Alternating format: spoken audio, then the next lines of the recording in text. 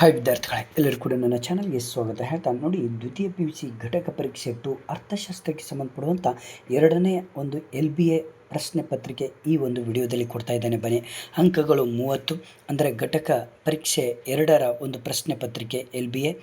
ಇದು ಕೂಡ mid term ಮತ್ತು ಬೋರ್ಡ್ ಪರೀಕ್ಷೆಗೆ ಭಾಳ ಇಂಪಾರ್ಟೆಂಟ್ ಪ್ರಶ್ನೆಗಳು. ಬನ್ನಿ ಹಾಗಾದರೆ ನೋಡಿ, ಮೊಟ್ಟ ಮೊದಲನೆಯ ಪ್ರಶ್ನೆ, ಅನುಭೋಗಿಯ ಆದಾಯದಲ್ಲಿ ಹೆಚ್ಚಳವಾದಂತೆ ಈ ಸರಕುಗಳಿಗೆ ಬೇಡಿಕೆ ಹೆಚ್ಚುತ್ತದೆ. ಇದೊಂದು ಪ್ರಶ್ನೆ ಬರುತ್ತೆ.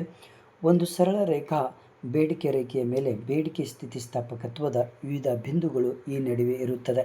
ಇದೊಂದು ಪ್ರಶ್ನೆ ಬರುತ್ತೆ. ಬೇಡಿಕೆ ರೇಖೆಯ ಮಧ್ಯ ಬಿಂದುವಿನಲ್ಲಿ ಸ್ಥಿತಿಸ್ಥಾಪಕತ್ವವು ಡ್ಯಾಶ್ ಆಗಿರುತ್ತೆ. ನೆಕ್ಸ್ಟು, ಖಾಲಿ ಬಿಟ್ಟ ಸ್ಥಳವನ್ನು ಭರ್ತಿ ಮಾಡಿ. ನೋಡಿಲಿ, ಎರಡು ವೈಯಕ್ತಿಕ ಬೇಡಿಕೆ ರೇಖೆಗಳನ್ನು ಒಗ್ಗೂಡಿಸುವ ವಿಧಾನವನ್ನು ಡ್ಯಾಶ್ ಎನ್ನುತ್ತೇವೆ. ಸರಕುಂದರ ಬೇಡಿಕೆಯು ಅದರ ಬೆಲೆಯೊಂದಿಗೆ ಡ್ಯಾಶ್ ದಿಕ್ಕಿನಲ್ಲಿ ಇರುತ್ತದೆ.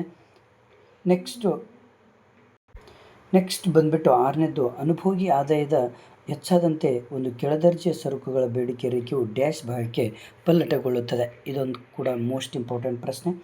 ನೆಕ್ಸ್ಟು ಹೊಂದಿಸಿ ಬರೆಯಿರಿ. ನೋಡಿ, ಬೇಡಿಕೆ ರೇಖೆ, ಸರಳ ಬೇಡಿಕೆ ರೇಖೆ, ಸರಿಸಮಾನ ಬೇಡಿಕೆ ಸ್ಥಿತಿಸ್ಥಾಪಕತ್ವ, ಇವೆಲ್ಲವೂ 3 ಬರ್ತದೆ.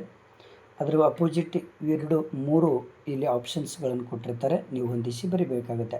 ಕೆಳಗಿನ ಪ್ರಶ್ನೆಗಳಿಗೆ ಒಂದು ವಾಕ್ಯದಲ್ಲಿ ಉತ್ತರಿಸಿ. ಬೇಡಿಕೆ ಬಿಂಬಕದ ಅರ್ಥ ನೀಡಿ. ಇದೊಂದು ಪ್ರಶ್ನೆ ಬರುತ್ತೆ.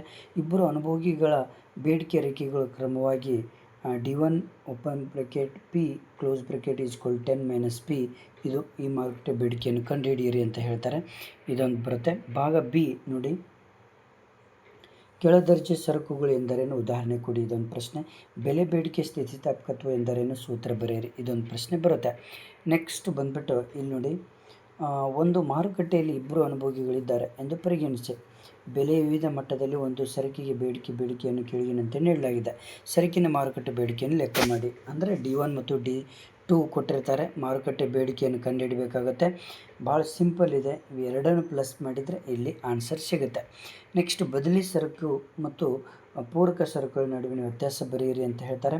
ಕೆಳಗಿನ ಒಂದು ಪ್ರಶ್ನೆಗೆ ಒಂದು ವಾಕ್ಯದಲ್ಲಿ ಅನುಭೋಗಿ ಆದರ್ಶ ಆಯ್ಕೆಯನ್ನು ರೇಖಾಚಿತ್ರದ ಸಹಾಯದಿಂದ ವಿವರಿಸಿರಿ. ಇದೊಂದು ಪ್ರಶ್ನೆ ಬರುತ್ತೆ. ಬೇಡಿಕೆಯ ರೇಖೆಯೊಂದಿಗಿನ ಚಲನೆಗಳು, ಬೇಡಿಕೆ ರೇಖೆ ಪಲ್ಲಟಗಳನ್ನು 2 ರೇಖಾಚಿತ್ರಗಳನ್ನು ವಿವರಿಸಿರಿ. ಇದೊಂದು ಪ್ರಶ್ನೆ ಬರುತ್ತೆ. ಓಕೆನಾ. ನೆಕ್ಸ್ಟ್ ಲಾಸ್ಟ್ ಕ್ವಶನ್ ಇದು, ಕಾರ್ಯಭಾರ ನಿಯೋಜನೆ. ಅಂದರೆ ನೋಡಿ, ಒಬ್ಬ ಅನುಭೋಗಿಯು 2 ಸರಕುಗಳನ್ನು ಅನುಭವಿಸಲು ಬಯಸುತ್ತಾರೆ. ಬಾಳೆಹಣ್ಣಿನ ಬೆಲೆ 5 ರೂಪಾಯಿ ಇದ್ದರೆ ಮಾವಿನ ಹಣ್ಣಿನ ಬೆಲೆ 10 ರೂಪಾಯಿ ಆಗಿದ್ದು ಅನುಭೋಗಿ ಆದಾಯ 100 ರೂಪಾಯಿ ಆಗಿರುತ್ತೆ. ಈ 5 ಪ್ರಶ್ನೆಗಳಿಗೆ ನೀವು ಆನ್ಸರನ್ನು ಹಾಕಬೇಕಾಗುತ್ತೆ. Okay, thank you friends. ನಿಮ್ಮ ಫ್ರೆಂಡ್ಸಿಗೆ ಶೇರ್ ಮಾಡಿ. ಹಾಗೆ ಇಂಗ್ಲೀಷ್ ಮತ್ತು ಎಲ್ಲ ಸಬ್ಜೆಕ್ಟಿನ LBA ಕ್ವಶನ್ಸ್ಗಳು ನನ್ನ ಒಂದು ವಿಡಿಯೋದಲ್ಲಿ